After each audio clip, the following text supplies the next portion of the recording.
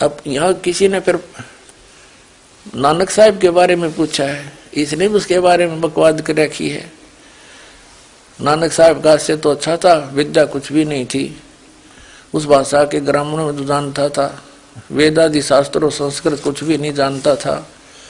यहाँ लिखा है कि अभिमान था।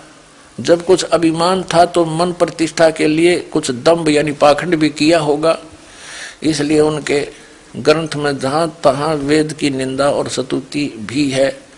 क्योंकि जो ऐसा ना करते तो उनसे कोई भी वेद का अर्थ पूछता, जब न आता तो प्रतिष्ठा नष्ट होती। इसलिए पहले ही अपने शिष्यों के सामने कहीं कहीं वेद के विरुद्ध बोलते थे और कहीं कहीं वेद के लिए अच्छा भी कहा है। क्योंकि जो अच्छा ना कहते तो लोग उसको नास्तिक बताते। क्या वेद पढ़ने वाले मर गए और नानक आदि अपने आप को अमृत समझते हैं? क्या वे नहीं मर गए? नानक साहब की वाणी ली है, वेद पढ़ ब्रह्मामरे चारों वेद कहानी, संत की महिमा वेद न जाने, ब्रह्म ज्ञानी आ परमेश्वर। ये तो नानक साहब की वाणी, इस पर कटाक्ष किया दानंद ने। परंतु जो चारों वेदों को कहानी कहते हैं उसकी सब बातें कहानी है। जो मूर्खों का नाम संत होता है वो बेचारे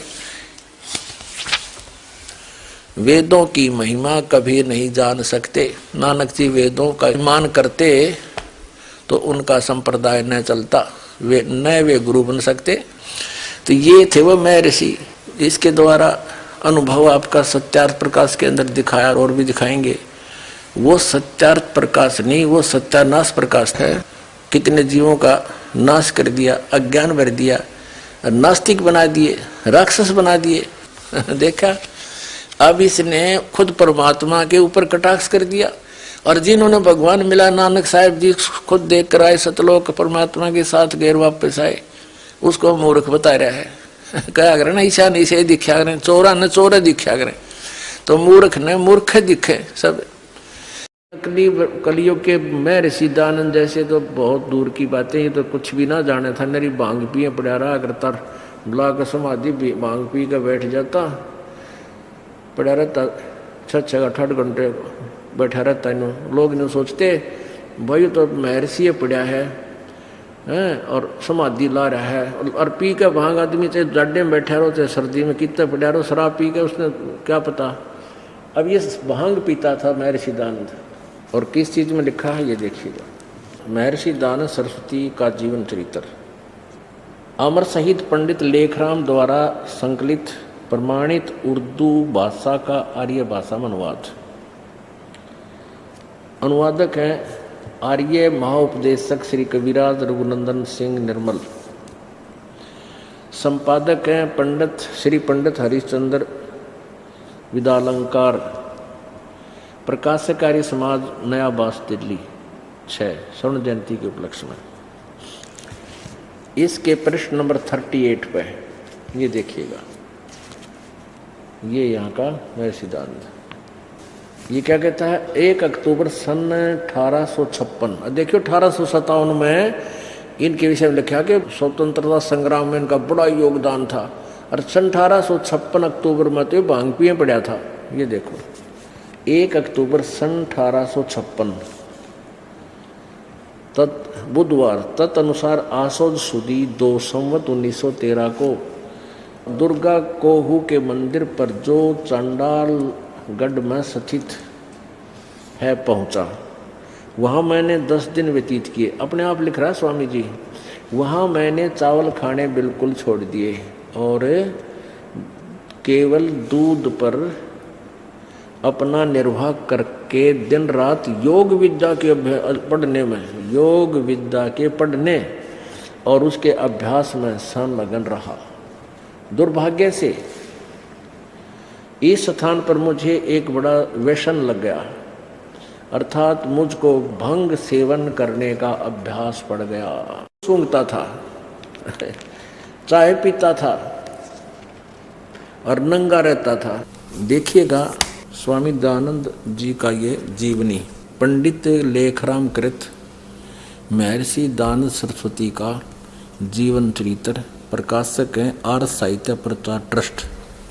मैं सिद्धांत सरस्वती का जीवन चरित्र अमर शहीद पंडित लेखराम द्वारा संकलित प्रमाणित उर्दू संस्करण का संस्करण 1897 में 1883 में इनकी मृत्यु हुई। 14 वर्ष के बाद ये प्रकाशित हो गया।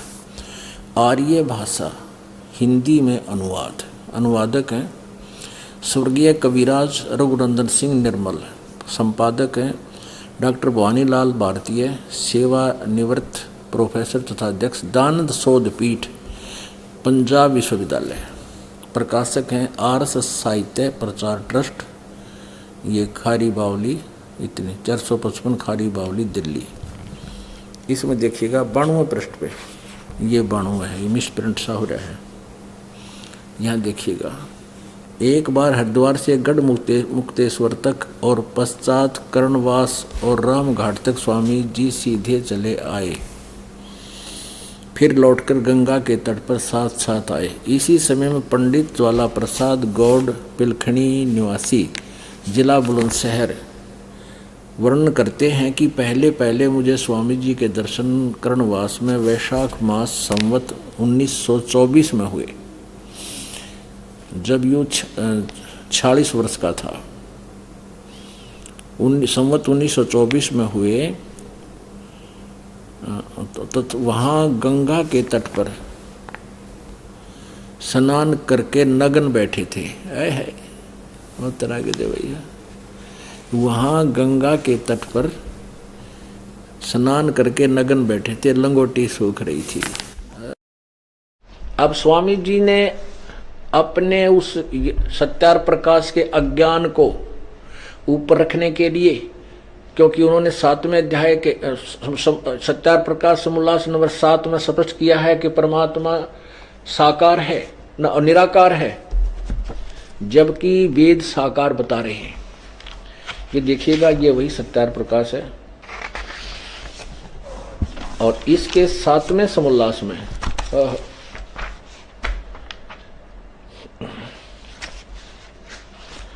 ये देखिएगा,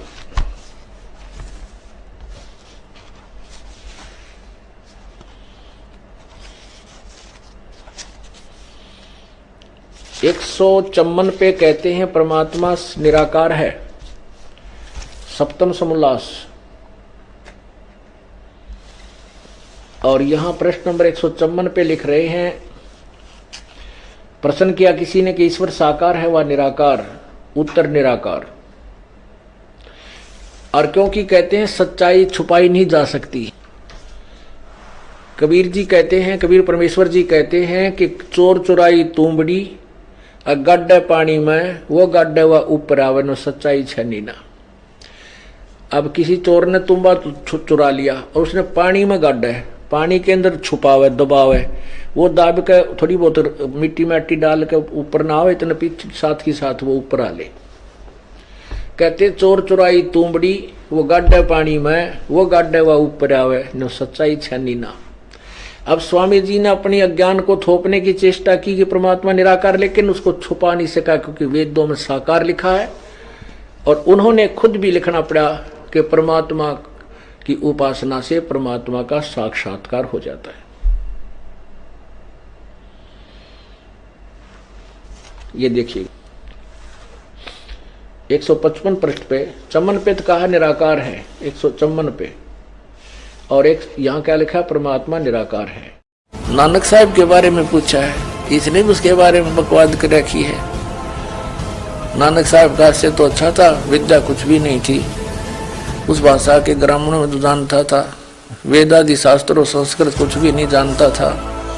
यहाँ लिखा है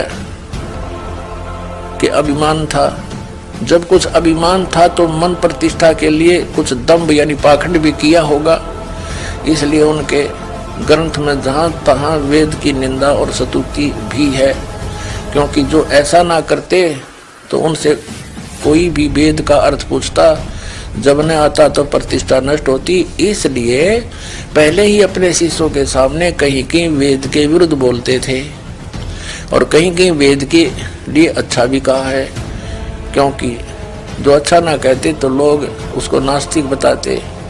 तो ये थे वो महर्षि, इसके द्वारा अनुभव आपका सत्यार्थ प्रकाश के अंदर दिखाया और भी दिखाएंगे। वो सत्यार्थ प्रकाश नहीं, वो सत्यानाश प्रकाश है। कितने जीवों का नाश कर दिया, अज्ञान भर दिया, नास्तिक बना दिए, राक्षस बना दिए। देखा, अब इसने खुद परमात्मा के ऊपर कटाक्ष कर दिया। और जिन्होंने भगवान मिला, नानक साहिब जी खुद देख कर आए, सतलोक परमात्मा के साथ गैर वापस आए, उसको मूर्ख बता रहा है। क्या करें ना, ईशा नहीं से दिखा करें, चोरा न चोरा दिखा करें, तो मूर्ख न मूर्ख दिखे। कि जिन वेदों का इस लोक में प्रकाश है, उन्हीं वेदों का उन लोकों में, पृथ्वी पर आदि में भी प्रकाश है। वानी अब भांगी यूनिसाइडी के उन्हीं का है। अरे तरह यानी इन वेदों को सूर्य पर भी पढ़ा जा, कति फाइनल कर दिया इसने। वहां बाग बगीचे भी हैं, और इन वेदों को सूर्य में रहने वाली प्रजा विद्वान पुरुष पढ़ते हैं। और इस आदमिया का इनको महर्षि की पदवी प्राप्त थी। है मेरे भगवान, फूट के बाग मारे। लिखा है नियोग क्या क्या कहते हैं, 101 पृष्ठ पे लिखा है, ये चौथा सुमलास। इसमें लिखा है कि जैसे इस मंत्र में 11वें पुरुष तक स्त्री नियोग कर सकती है, और वैसे पुरुष भी 11वीं स्त्री तक नियोग कर सकता है। अरे वाह! एक बात क्या कहते हैं स्वामी जी कि यदि विधवा का लड़की का दोबारा ब्याह कर दिया, उसका पति भरता धर्म नष्ट हो जाएगा। वो क्या करे, किसी और पुरुष के पास जावे, विधवा जो जिसकी पत्नी मर गई उसके पास, और पशु की तरह गर्भ धारण करे, और फिर एकली बालका न पाला। इसमें पूरा विवरण दे रखा है। इसमें जो अकेली बालक पाला है, और फिर वो इस लड़का व्यक्ति है जिसकी पत्नी मर गई, वो भी दूसरा ब्याह नहीं करे, किसी विधवा के पास जावे और उससे अपने बच्चे पैदा कर ले। वो लड़की अकेली 3 वर्ष पाल कर वो बालक उसने दे,